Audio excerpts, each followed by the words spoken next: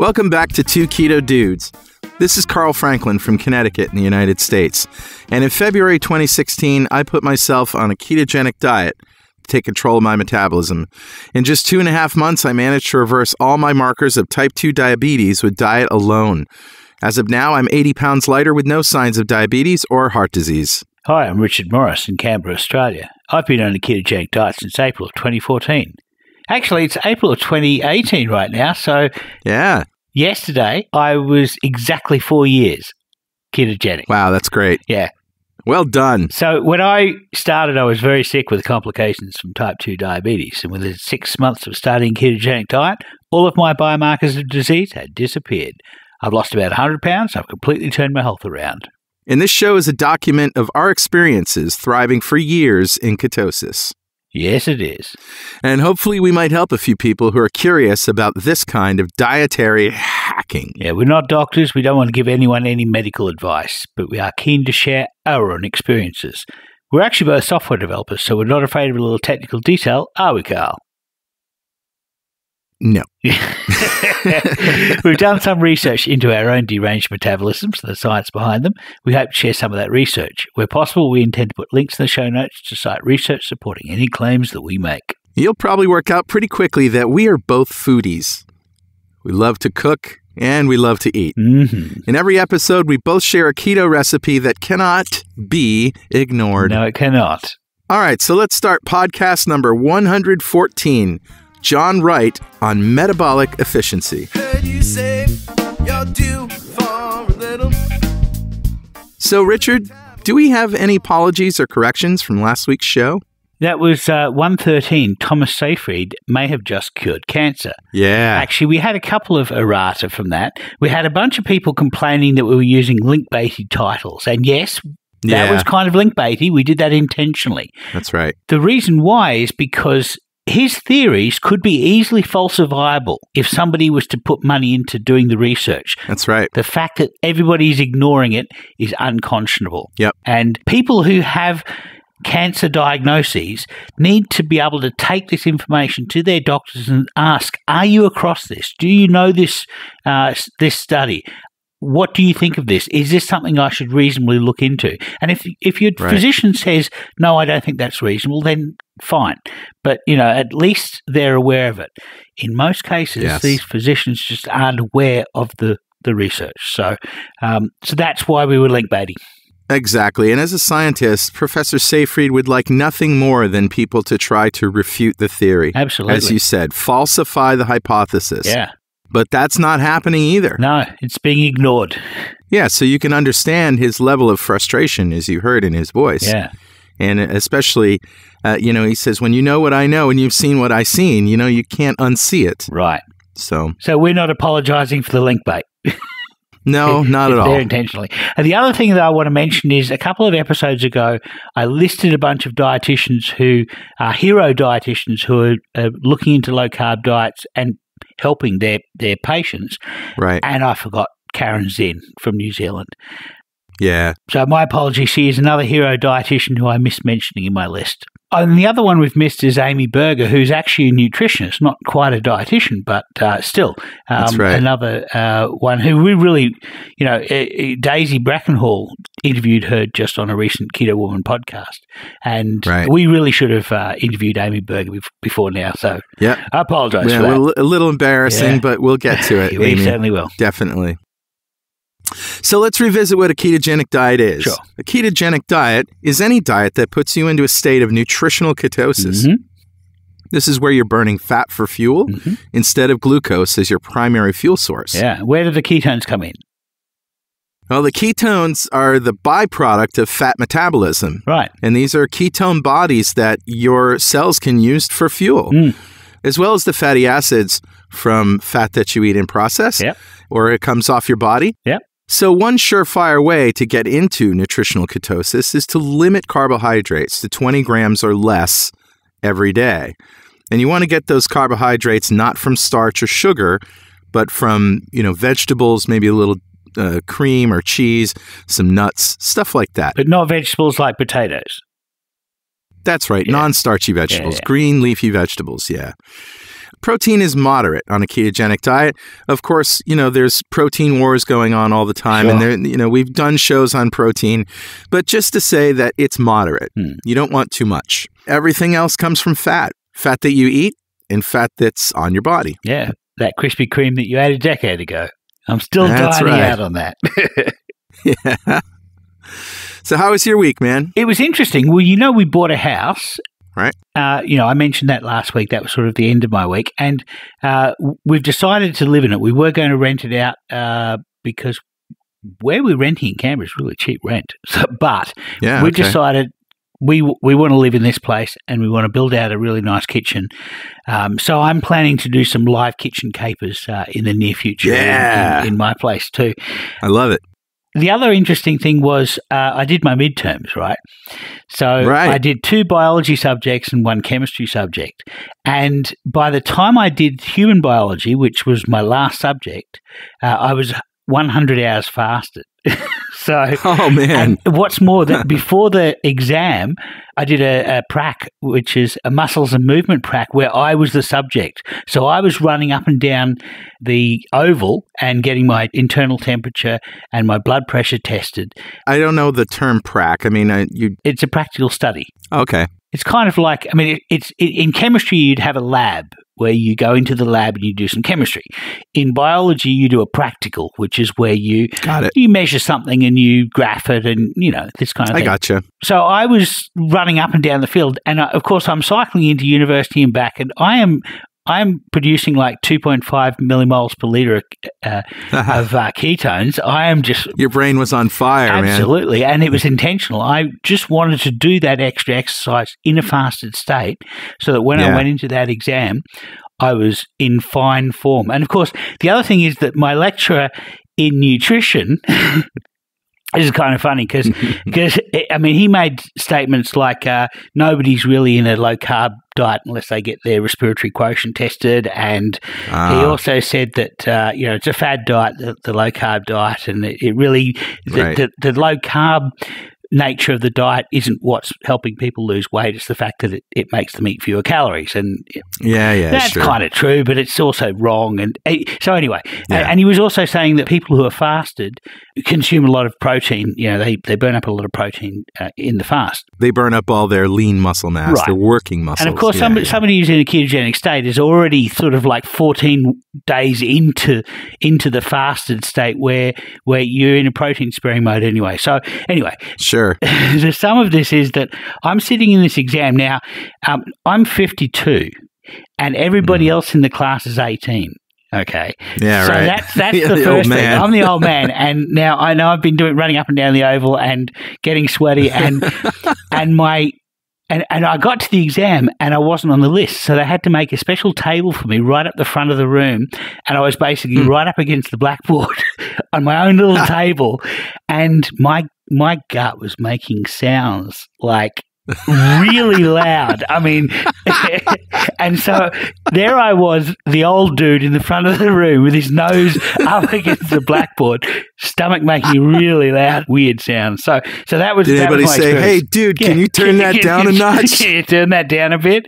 So, but anyway, I think I did pretty well in the exam. There was a lot of trick questions. For the guy really hates low carb diets and thinks they're bogus. Wow. And so you had to appeal to him. Well, no, I had to. Here's how I studied, okay?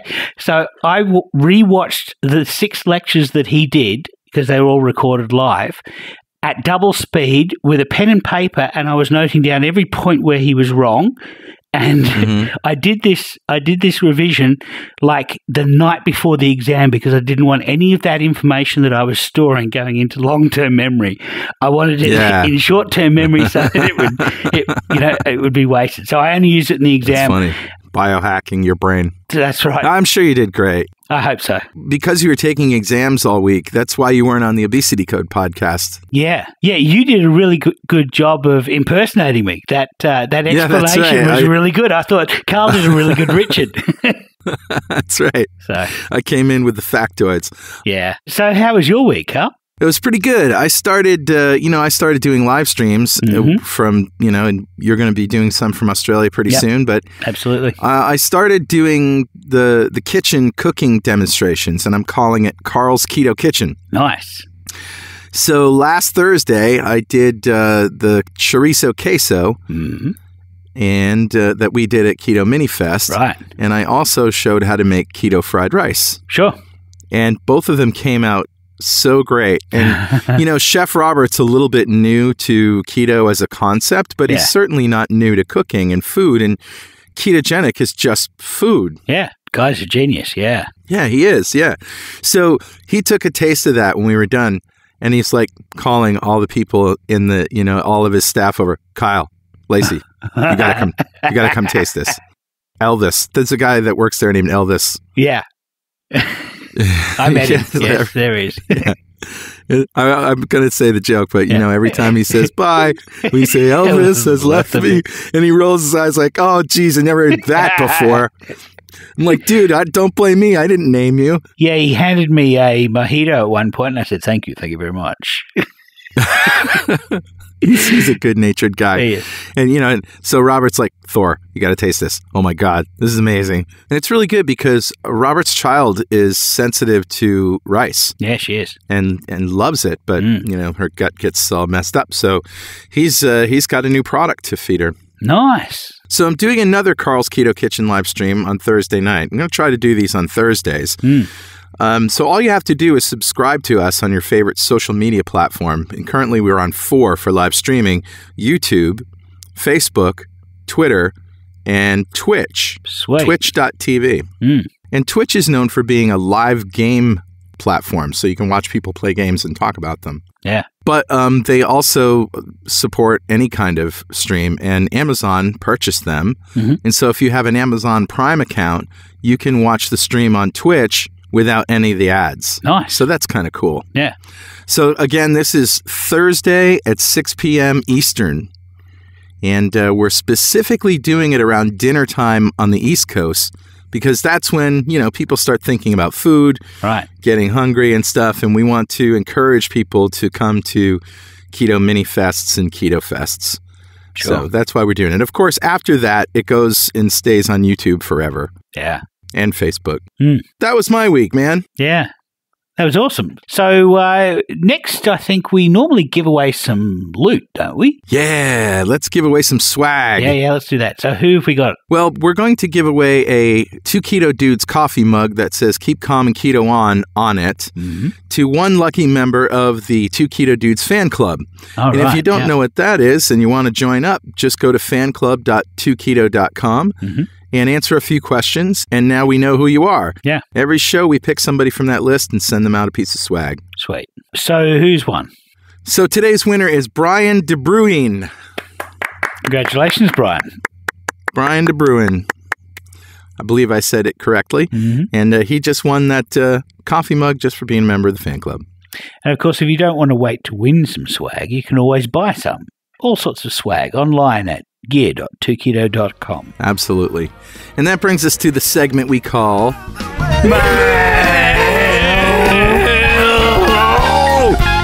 Mail! Mail! Mail call! All right. So what do you got, Carl? All right. This one's from the forum. I am now 8 weeks in the keto way of life, and I now see what everyone was talking about. Last week, I was so tired, but I had lost weight, and I just thought, hang in there. The rest of the benefits are coming. I happened to listen to the Salt Fix. That's one of our episodes on 2 Keto Dudes, and a light bulb went off. I Googled electrolytes on this forum and followed Brenda's recipe for Keto Aid, and voila! I feel energized and creative and not hungry. Outstanding. I have made it to fat adapted. Nice. I even fasted for 23 and a half hours. I had to make my family dinner, and at that point I got hungry, so I didn't make it to 24. I'm so proud of myself and very, very excited, in case it wasn't obvious. Thank you to this forum of incredibly kind and patient people, and to Richard and Carl for their amazing podcasts that keep me focused and feel supported in this new and wonderful rest of my life. Well, you're welcome. You are so welcome. Mm-hmm. And the forum she's talking about is a free forum. It's called the Ketogenic Forums. It's not a 2 Keto Dudes branded forum. Everybody's there. Yep. And you can get there at forum.2keto.com. Right. So what do you got, man? So I've also got one from the forum, and this one is the opposite side of that story. This person says, today is 2 weeks on keto. I don't like to obsess over my weight, so I tend to stay away from the scale. I decided to wait a week before I weighed myself, and I weighed last Friday, and I'd lost nothing. I weighed today, and it's the exact same weight. I've not deviated one time from eating the correct foods and staying within my macros. My body doesn't feel any different. Nothing fits better. My stamina while exercising is still in the tank. I'm super bummed. I keep telling myself that even a few pounds would be encouraging, but now I'm completely discouraged, and I kind of want to ditch this diet. The last few days I've been intermittent fasting, mostly because I work at nights, and I normally never eat past 10 or 11 p.m. So finishing eating by 8 to 10 p.m. and not resuming eating until I wake up the next day isn't a big stretch. So what do I do? Wow. Yeah. The first thing I think of is working nights. Right. Your circadian rhythm is off. And I don't know how the body adjusts to that. Yeah. But I don't think it does very well. Yeah. And I find the best results are, for me, weight-wise, when I stop eating, before the sun goes down, basically. Yeah. And that's toward, in the middle of my day, 3 p.m. or so. And if I go to bed at 11 o'clock, you can see that there's like 6 hours after I stopped eating before I go to bed. Right. If I simply eat 2 keto meals a day, and eat the last one late, I won't lose any weight. Wow. So I'm with you. I think it might be the timing thing. What do you think? I think for her, she's only been doing it 2 weeks. So that explains why she goes for a run and feels awful, because she's not fat adapted yet. She's not able to get energy into her cells fast enough because her cells are still expecting glucose to come along one day. So they're holding out, and they're just keeping all their glucose machinery going just in case this drought of glucose is just for a couple of weeks. Eventually, they're going to give up, and they're going to become good at getting fat into your cells, and then you can get energy into your cells faster than you can burn at most cases. And I mean, we know of people who exercise for 4 or 5 hours without pause at maximum levels of intensity, and this is just a remarkable feature. Most glucose burners can only do that for about 2 hours, and they fall apart. That's right. So I think for exercise performance, you really want to wait for at least 6 to 8 weeks. The other thing is that she's only got 10 pounds to lose. So, that's a big difference between somebody like me who I had 100 pounds to lose. And so when I went keto, my body was just ready to give up all that fat. It really didn't want that fat, but it didn't know what to do with it until I dropped my insulin. As soon as I got my insulin down, my body goes, right, I know what to do with this fat. I can use it for energy. So, but 10 pounds of body fat, it just isn't a whole lot. So your body's going to naturally resist losing it. It will. It's actually pretty safe to keep that on you. Yeah. In case of emergency. And the other thing is, you should have lost some water weight. When you stop eating carbohydrates, you should draw down the glycogen that you've got stored in your liver and in your muscles. And that glycogen is your stored form of glucose. And for every gram of glucose that's stored, you have like 3 grams of water because it's stored in a hydrated state. So as you burn that all down, most of us lose, 3 or 4 kilograms, 5 or 6 pounds. When we start going keto. It doesn't happen with everybody, and there's a few people, like one of our friends went keto and did not lose any weight for 6 weeks. Yeah, she gained weight. Yeah. She noticed after 3 or 4 weeks her mental acuity really improved, and it was for that reason. Like, basically, she was ADD before keto, and when she was keto for about 3 or 4 weeks, she started writing books, being able to concentrate for like 5-6 hours at a time. So then again, we know somebody, Lacey down at RD86, who is fit and thin and doesn't have a lot of body fat. I wouldn't even say she has 10 pounds to lose. She's right where she needs to be. Right. In terms of cosmetically, the way she wants her body to look. But she went keto, and was able to do it easily, and lives on bacon now, where she wasn't eating a whole lot of meat before. Wow. And she's staying for the mental acuity. She's doing it because she feels better, not because she needs to lose weight. So it's everybody's got a different story. Yeah, I saw her on her second day at the first Keto Mini Fest.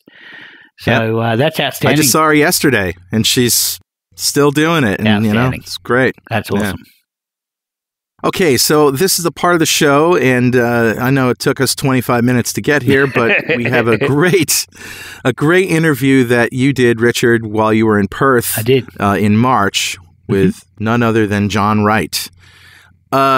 Before we start, I know after a while in the interview, you did sort of define the respiratory quotient, but right. you guys talked about it before it was defined. So can you define what RQ is? Yeah, it was actually one of the exam questions I had this last week on my midterms. The respiratory quotient is the ratio of the oxygen that you breathe in and the carbon dioxide that you breathe out. And when you burn glucose, you exhale more carbon dioxide than when you burn fat. And so that ratio basically it enables us to determine what fuel you're using. The other thing that we talk about in this presentation is that they also measure the amount of oxygen that you breathe in and your oxygen that you breathe out, because we're always exchanging some oxygen coming out, and that will tell them how efficient your mitochondria is using up oxygen, and so that's the mitochondrial efficiency that they're talking about. All right, very good. So let's roll the interview, and then we'll see you on the other side. So I'm here at Low Carb Perth with John Wright, and John is one of the people behind Low Carb Perth. Is that right? Well, yes.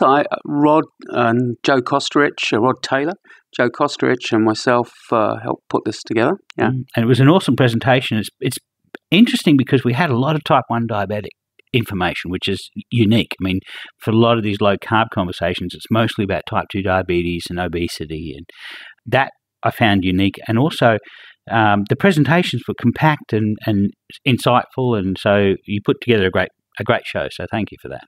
Well, we were really fortunate to have some seasoned low-carb presenters like Troy Stapleton, Dr. Troy Stapleton. Yeah. Obviously, he talks about his personal experiences, but Troy recommended we met up with Rebecca Johnson, right.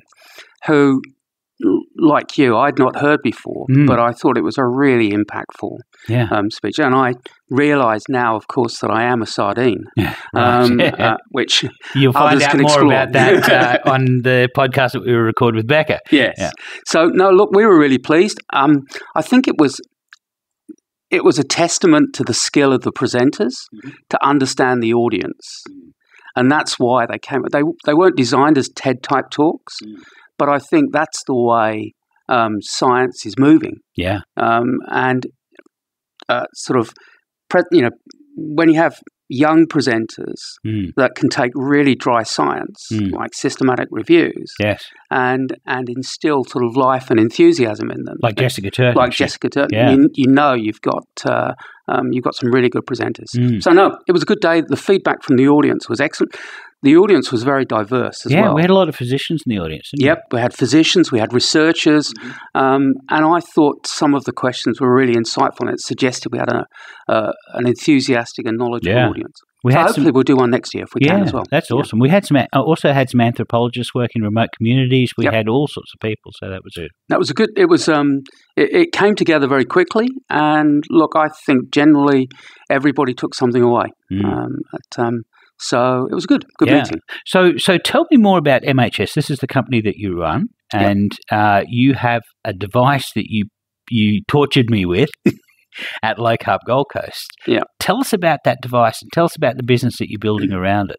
Okay, so some years ago we developed a piece of technology called an indirect calorimeter. Okay. And I'll explain a little bit about that in a second, but I'll probably start with a question, which is, where does the weight go when you lose it? That's an interesting question. Where does the weight go when you lose it?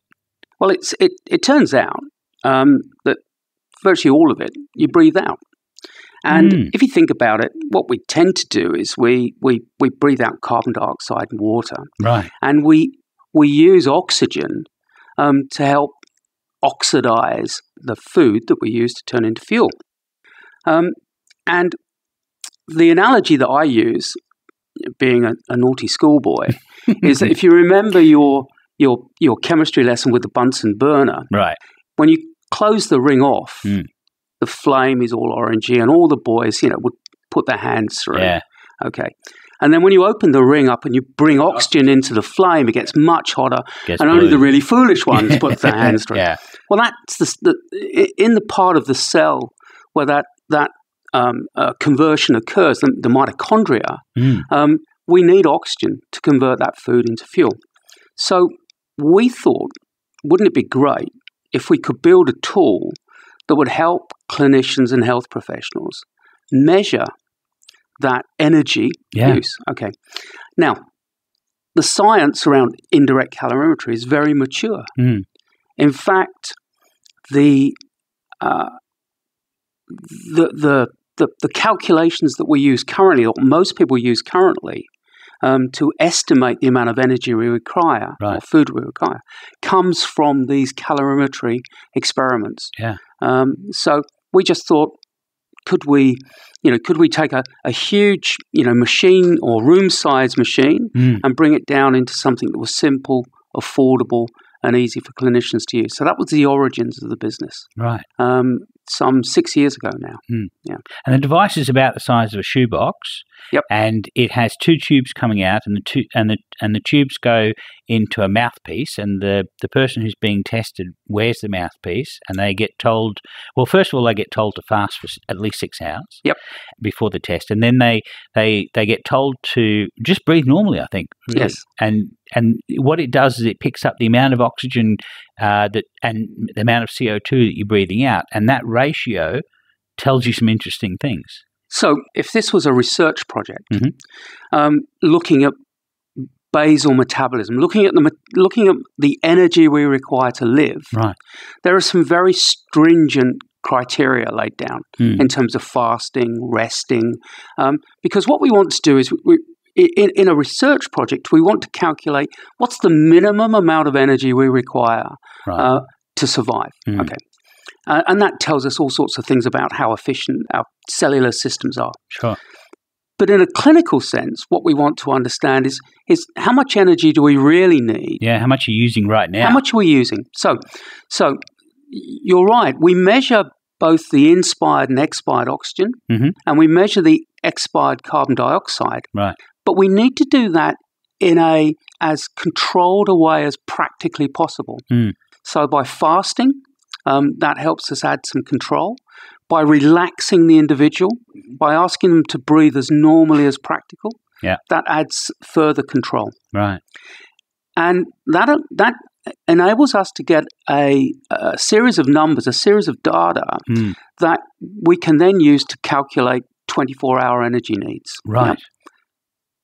But moreover than that, it allows us to look at what fuels are being used predominantly to generate that energy. Yeah. And that's because carbohydrate glucose fuel produces more carbon dioxide per molar value than fat does. Yeah. So we can look at the ratio between the oxygen that's used and the carbon dioxide that's produced. So are you saying that glucose burners are bad for the environment? Well, certainly you could argue that vegans and vegetarians are significant greenhouse gas emitters. Indeed. And it's not just as carbon dioxide. and it's probably not. It's probably not cattle that we should be overly worried about. Right. The pulse eaters.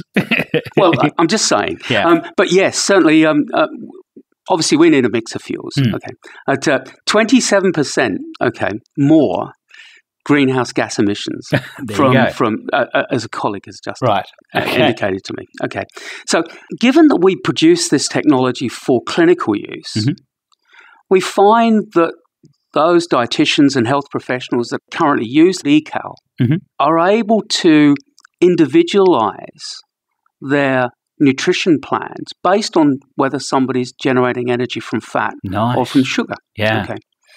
And there's been a lot of discussion in the literature about athletes, whether athletes should be fat-fueled or sugar-fueled. Right. Yeah? Okay. Yeah. Again, we can tell what they're doing at rest, and what they're doing at rest predicts what will happen when they exercise and when they go into stress. Yeah. Exactly. Yeah. So we found that eCal provides information, precise information, that allows health professionals and others that use it to individualize programs for their clients, whether that's for chronic disease management like type 2 diabetes and obesity, or for wellness applications, anti-aging, or for elite sports.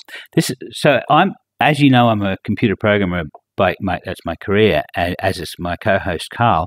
And as programmers, when we're debugging a process that's going awry, what we do is we create watch windows on variables that are responsible for the program going in the direction it is. And so you step through the program line by line, watching the variables change, and then that tells you where your problem is, and that identifies what to go in and fix. Yep. So this is almost like a watch window on human metabolism. So you can actually say, okay, what is this person's respiratory quotient? What is their basal metabolic rate? How efficient are their mitochondria in this circumstance? And then can we make an intervention and can we change that? And it's almost like, I guess the glucometer was like this for diabetics. So as soon as we had the glucometer, all of a sudden we were able to see the glycemic index of the food we were eating. And that was probably one of the things that helped the low carb movement more than anything else, was freely available glucometers. It's access to data. From a programmer's point of view, that I find fascinating. The analogy that we've used previously is really a blood pressure cuff. Okay. Yeah. High blood pressure is a symptom of other things, but it's dangerous if not managed. Yeah. And in the absence of a blood pressure cuff, the clinician is essentially guessing the degree of hypertension and the degree of risk. Okay. Yes. So you're absolutely right. By managing particular variables, in our case, metabolism, we can make an intervention and then, most importantly, validate the effectiveness of that intervention. Right. And if that intervention doesn't achieve the outcome that we anticipate, we can then evaluate further. Yeah. To give you an example of that, we might measure somebody, understand that perhaps they're not generating energy from fat stores, make an intervention, a low carbohydrate diet, for instance, that we would reasonably expect them to stop burning fat. Measure them again and find actually maybe they're not. We could then investigate with pathology to understand why. Have they got high serum cortisol? We've had sex hormone abnormalities. We've had other abnormalities that are quite discrete and wouldn't necessarily be looked for through primary pathology. Sure. Yeah? Okay. Sure. So it's enabled us to build an algorithm, a managed care algorithm, that starts by saying, what's your energy requirement? Yeah. And that in itself, and there's a big argument about do calories matter, and in the context of traditional nutrition policy, probably they don't. But if you're looking to lose weight, you really want to ensure that some of that energy comes from your own fat stores. Right. Yeah, so you want to get your RQ as low as you can. And exactly. You want your basal metabolic rate to be as high as you can. And, exactly right. So we need to understand, we need to put some numbers around the philosophy of saying, well, let's use some of your own energy. Yeah. But let's not make that such an extreme restriction that you can't maintain the program. Or you've got other hormonal factors that impact on your ability to burn fat, and we can measure that. Yeah. Okay. So this algorithm that we've then developed looks at one variable at a time. Are they burning fat? Is the individual's energy level much higher or much lower than would be expected? Yeah. Are there factors that we can look at to change that? Yeah. Are they doing too much exercise? Right. Are they doing too little? Yeah. So there's a whole range of metabolism is hugely complicated, and there's a whole range of variables. What we attempt to do is to take that one stage at a time. And eCal and the technology we use around that allows us just to break that down into, small chunks of the elephant, as it were. Yeah. So this eCal technology is verified by the Australian Therapeutic Goods Association? Yes, it's a Class 2 medical device. Right. So we achieved in 2015 CE certification. Right, for Europe? For Europe, okay. And then off the back of that, we received reciprocal certification by TGA. Okay. Although we're an Australian company. Yeah, that's ironic, but you had to get the European certification first. Well, we chose to. Yeah, it was a simple route. Yeah. Because it gave us much wider access. Some of our research had been conducted in Europe, and there are reciprocal relationships with Australia and various other countries that actually, strangely enough, don't work the opposite way around. Unlike the toilet bowl water. So yes, it's a Class 2 medical device, and it operates. And what's fascinating for us, and I come back to the point that we built this tool really for health professionals in clinical management, is that the early adopters have mostly been researchers. Right. And they knew the context within which to use it. Absolutely. They understand exactly how to use it. Sure. But what we found was that there was an opportunity for a relatively simple device in applied research. Right. Particularly where you need to be able to test many people in a fixed period of time. Sure. And the traditional technology there requires a lot of calibration, requires technician access. It's a cumbersome tool. Accurate, but cumbersome tool. eCal is accurate and an easy tool to use. Nice. So now we find that having developed a supporter base, a customer base in university and hospital work, we're now moving that further into clinical use. Yes. I should mention it's not yet available in America. It's not, that's correct. And so it has to go through regulatory approval first before that's available. So most of our audience, it's not really a retail device. It's more for, like, your gym might, down the road at some point, might have one of these devices, and they might test your metabolic rate. Yep. For the purposes of determining a diet, or a dietitian might use it, or a nutritionist, or an exercise physiologist might use it down the road to identify what your metabolism is doing. So for our listeners, they don't need to go out and buy an eCal device. No. But the actual technology behind it is fascinating, because so when you tested me, we've spoken about RQ today. That's the respiratory quotient. That's the amount of carbon dioxide over the amount of oxygen. It's a ratio. Yes. And the RQ in the case of a glucose burner is 1.0. And the ratio in the case of a fat burner is more like 0.7, and a protein burner or somebody with a mixed meal is like around 0.85 in that area. So it will tell you what the number that comes back will tell you what fuel source you're using. That's correct. So the concept of RQ, more accurately, respiratory exchange ratio, RER, yes, because we're measuring what happens at the mouth. Yes. RQ is actually what happens at the cell. At the cell, okay. But at rest, the two are, there's equivalence. There's accepted equivalence at rest. So you're absolutely right. The ratio was developed that really moves somebody from moving 100% glucose burning to 100% fat burning. Yeah. And that ratio is used in a number of areas. The standard physiology textbooks would assume that a mixed fuel burner has an RQ of somewhere between 0.8 and 0.85. Right. But we see a lot of clients, patients with chronic disease. Okay. And many of those are predominantly glucose burners. I would expect a newly diagnosed type 2 diabetic who's had insulin resistance for 20 years or so is probably predominantly burning glucose and storing it fat. Certainly an uncontrolled diabetic in that early identification. So actually that opens up a really interesting early diagnosis sort of opportunity in terms of insulin resistance and pre-diabetes. And there are a number of large commercial interests that are looking at that as a potential sort of therapeutic option, a diagnostic option. Exactly you could probably find diabetics in the general population when you expect them to be eating a mixed diet and burning a mixed energy ratio. if you find that they're only burning glucose, that's a pretty good indication. Well, look, if you remember back to sort of, high school sort of biology, when you eat a glucose meal, a mixed meal. I'm doing first-year biology, so I'm doing high school biology pretty much. I didn't. I'm a chemist. But when you eat a mixed meal, your glucose level will rise very quickly anyway. Yeah, okay, and then, for most people, will fall fairly quickly. Yeah. Which is why we look at a 6-hour fasting window and not a longer fasting window that you might have in research. Right. We want to see where somebody's at the end of their normal meal cycle. Right. Because that's actually what happens in the day. Sure. Yeah. Most people are still told to eat sort of 4 to 6 hourly. Whether they should or not is maybe for another podcast.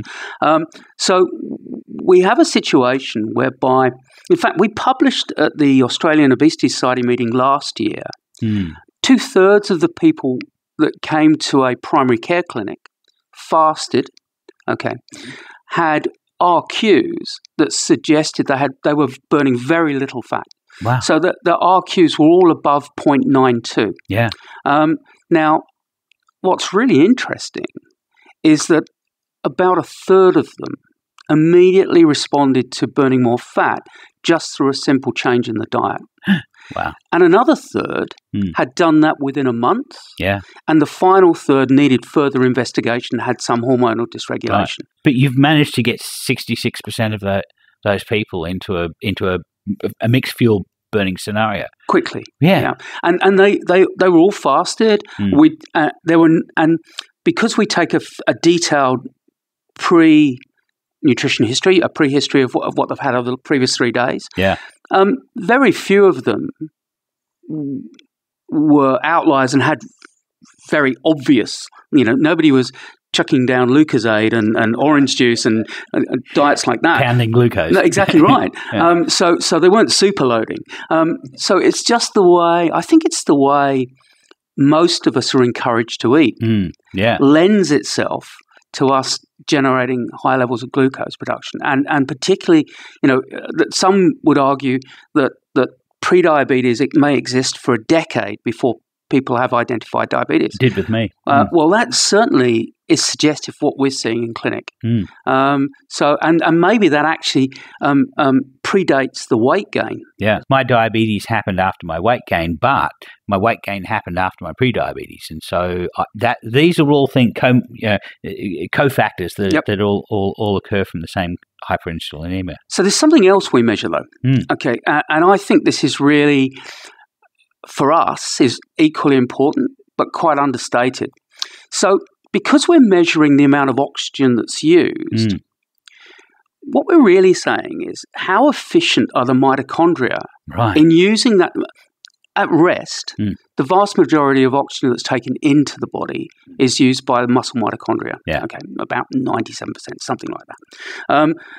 So what we can actually look at is how efficient are the mitochondria in converting this food into fuel and doing their job. So that has significant implications in terms of anti-aging strategies, healthy aging strategies. And there is a whole group of scientists that are particularly looking at mitochondrial function, as opposed to mitochondrial disease. Sure. But mitochondrial efficiency as a protector for chronic disease. And diabetes is an obvious one, but not just diabetes. The range extends through to things like ALS, certain neurological diseases, to certain tumor types, certain cancers, as well as the cardiometabolic diseases that more people talk about. So just by having a simple understanding of how much oxygen we use to metabolize the fuel, it tells us an awful lot about how healthy those cells are. Yeah. And your again, mitochondrial efficiency, really. in terms of mitochondrial efficiency. And again, we can then make an intervention and measure the change. And exercise is a particularly good intervention here. Some supplementation. High-intensity interval training, put them on that for a month and then go back and have a look and see if you've increased their mitochondrial efficiency. That's absolutely awesome. Right. So there's a number of things that we can get from this very simple 5 to 8 minute breathing measurement And I think in your case, when we measured you, I'm keen to get to my case. We measured a person with type 1 diabetes. Okay, at the same time, who, if I remember, was a little bit younger than you. Mm-hmm. Okay, and we measured someone who, by all intensive purposes, would be considered a very fit individual, an exercise physiologist. Yes, okay. yeah. If we lined the three of you up, I won't call her out, but she knows who she is. She knows who she's she a is. listener. Yeah. Okay, and she's actually challenged you now. Okay, to some pistol squats. Okay, because she thinks she's on safer ground. It's a deal. Okay, but if we lined the three of you up and took a visual snapshot of who was the healthiest, you'd put me at the worst end of the thing. You'd probably be at the worst end. Exactly right. Yeah. But metabolically, and metabolically, your journey had been going the longest as well. Yes. Metabolically, you were the healthiest. Yeah. You were the best user of fat. Mm-hmm. Okay. My RQ was 0.69. That's right. Which is, 0.70 is using 100% fat. So I was using 100% fat plus a little bit more. Well, plus that a little bit extra. Okay. Yeah. Ketones. You'd fasted for quite a while, if I remember. Yeah. Because we actually tested fairly late in the morning. Yeah. So what was really fascinating was that for the person with type 1 diabetes, we were able to confirm, obviously, that they have a number of therapeutic and nutritional challenges. They have to operate within very tight glucose windows. Absolutely. Okay. But what was really interesting that we could confirm with this individual was that the fuel load matched the energy requirement. Right. Okay. So, and that which it should do. Which it should Ideally, do. Yeah. But actually, there's a strong case in a number of chronic disease areas where people consistently underfeed. Right. Okay. Yes. Now, I think this individual would have identified that because he's a cyclist and committed cyclist, so he needs to fuel. But that was interesting for him. Okay. For the very fit individual, had some really good energy efficiency. Yes. Okay. But probably quite high levels of stress, right, which reflected in quite a poor RQ. She'd been for a run the previous day. That would have caused some stress. And she'd also just driven for an hour and a half, and she was late getting here, and all sorts of things. So there are other factors, both physiological and sort of psychological stress factors that impacted on that. Yeah. But I guess the point I want to make is that if we'd lined the three of you up, and if we do what we all do as human beings, which make judgment calls in the way people look, judge books by their cover, we'd have got things completely wrong. And so the simple breathing test, and you'll remember there were 30 or 40 people watching, so none of these were hugely relaxed situations. No. Oh, but that's my natural element. I was probably more relaxed than anybody else because I had a presentation to do. I'd finished my slides at the last minute. That's my natural environment. So I was the least relaxed because we had a fault with the machine which turned out to be a breathing line. Okay. But it took us 20 minutes to work out what that was. But so this little test can provide quite impactful information. I think that's the key. Yeah. Where we want to go with this now is to democratize that information. So maybe it's not too far away for your listeners. We'll be able to identify a local centre where they can get this kind of testing done. Okay, and you're a software engineer through the ability of health-based apps and health-based information, providing there is good clinical, good professional support available, which unfortunately a lot of these apps tend not to have. Yeah, I see a timeline maybe over the next sort of 3 years, whereby it would be entirely possible for someone to say, I want to get a coronary calcium score, I want to get a DEXA scan, and I want to get my metabolism tested. Okay, and there'll be centres that do that. Right. I think for your listeners in the USA today, we will, for our primary technology, eCal, begin the process of moving into that market. We have interest from a number of clinical groups and research groups. So we have to go through an FDA approval program, which is made much easier by the fact that we already have European approval. And that was part of the reason for seeking European approval first. Sure. So you may see a machine at a health professional near you in the near future. One interesting thing is anyone who goes to Keto Fest may get to see a machine. Yes, possibly. well, I'm being we're being bullied into bringing somebody. I think we had such a good time at the low carb meeting on the Gold Coast, and the level of genuine interest from health professionals and consumers was so high that really one of us should come to Keto Fest. Okay, we're just fighting internally at the moment to see which one of us is going to be. Yeah. Oh, well, that's awesome, John. And that's been a great interview. Thank you very much for inviting me over to Western Australia to your event. It was a wonderful event, as I said, and thank you for sitting down with us to talk about your technology. You're most welcome. I hope people find it interesting. Heard you say you're due for a little. Wow, that was great. You know, Richard, I knew that we breathe out the weight that we lose, but I didn't know vegans were a threat to global warming. All right, okay. You know, that's just a joke. Vegans, don't write me. I love you. No, write him. I'm sorry. Yes. I apologize. Annoy him. Go on to his live events and annoy him about all that meat that he's eating. Anyway, I'm really interested in his eCal technology, and I'm discouraged that when I went to LabCorp, which is one of my local labs here, they did not have an RQ test. Right. There was a lot of respiratory viral tests and other things, but nothing like that. So I'm hoping that people wise up to it. You'll find them mostly at universities where they're doing metabolic testing, or in some gyms will have them as well. But John is bringing his device to Keto Fest this year, which will be awesome. Yeah, that's what he said. I can't wait. But I do have a question for you, Richard. Yeah. John said he tested your RQ with 2 other people. Yeah. Who you didn't really describe all that much metabolically. Can you describe these other 2 people? Yeah, one of them is a triathlete who had type 1 diabetes, and like most people with type 1 diabetes, he's quite slim, and like most triathletes, he's also quite slim. Yeah. We actually have him coming up as one of our interviews from Perth, which is awesome. And the other one? And the other is an exercise physiologist, and she is extremely fit. And yet your score came out the best. Yeah, my mitochondrial efficiency was higher than either of the other 2. Also, the amount of fat that I was burning as well was much higher than the other 2.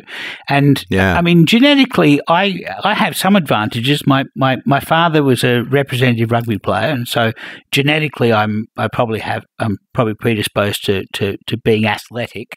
And also, I do a lot of endurance cycling, and that's I have really high aerobic efficiency. But I liked what you said, that when you put the 3 of you guys together and just look visually, you wouldn't think that the guy who has the more weight to lose is the healthiest person in the room.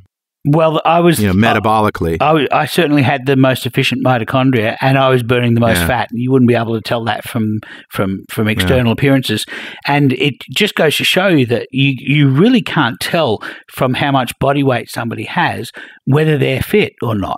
You know, right? So and yet we judge people that way all the time, and as you can see in the social media that's been going on lately, people ridiculous. Just question why somebody with the body fat that we have is, sort of leading the charge or very popular among the ketogenic community. Well, it's our metabolism. We have some experience at reversing diabetes. That's really what it comes down to. But one thing that John said was that he measured lots of people, and my mitochondrial efficiency is almost pegging the scale. There was only, as far as I'm aware, there's only one person who has a higher mitochondrial efficiency that he's tested, and that was Olympic swimmer Eamon O'Sullivan. So wow. it's that's all the cycling I'm doing. So that's amazing. That was a great interview, and I know there was some technical stuff in there, but I plan on listening to it again. Well, are you peckish, my friend? I am a little bit peckish. I'm also a little bit puckish. All right, then it's time for Recipe. What you got, Carl? Well, I have an update to an existing recipe, and it's one of the recipes that I showed on Carl's Keto Kitchen last week. Cool. It's chorizo queso. And it's still at the same link. We link it in our recipe page, and we'll link it in this one, but I just updated it. But because The previous one, I was using xanthan gum to thicken it. Right. And it's so much better with sodium citrate. You know? It is really, isn't it? It's so much better. Yeah. So here's the story. All you really need to do is take about a half a pound of ground chorizo sausage. You can use more if you want. It doesn't really matter. Mm-hmm. You take about a half a cup of water and bring it to a boil with about a teaspoon of sodium citrate in it. Now, this is because I'm using less water than Morris does in his cheese sauce. It's going to be thicker. Yeah. And it needs to be hot in order to be loose enough to be able to be taken up with a pork rind or a chicken skin or something. Yeah. So you get that boiling, and then you just put in some cheese. And I used a blend last week of cheddar and jack. It was sort of a cheddar jack blend. Mm-hmm. But if you use 8 ounces of shredded Monterey Jack cheese and 8 ounces of shredded mild cheddar cheese, you just sprinkle that in and then bring it down to low heat. Continue to stir it until it gets combined and viscous, right? And then you add in the chorizo and some kind of, flavoring, Mexican flavoring. Yeah. In a pinch, you can use, a quarter cup of salsa or something like that. Just stir it in, and you get that flavor. You know, the real flavor's coming from the chorizo. Yeah. Just don't ruin it like Carl did on the video with cilantro leaf. Well, one man's ruin is another man's deliciousness, my friend. Yeah, well, I know it would taste like a bar of Irish Spring to you. Exactly, like a bar of soap. Yeah, but it was delicious, and I just hadn't updated the recipe, so I did. And nice. The pictures are still of the last one, so the next thing I need to do is get pictures up there changed. But that's my recipe. It's an update. Yeah, nice. What do you got?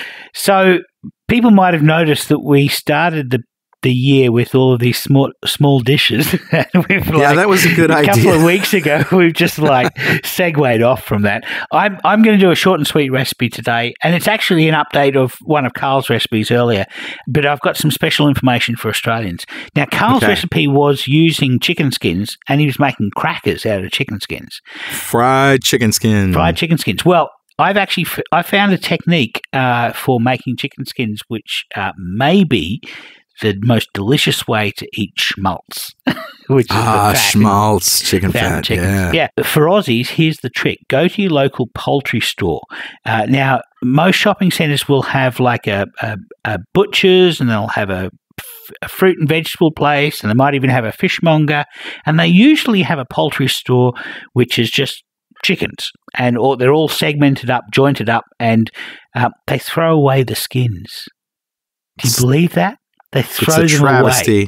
It's absolutely. It's a crime. So I said to this guy a week ago, I said, "What do you do with the skins?" And he said, "Oh, we just throw them away." I said, "Could I buy some from you?" He said, "Sure.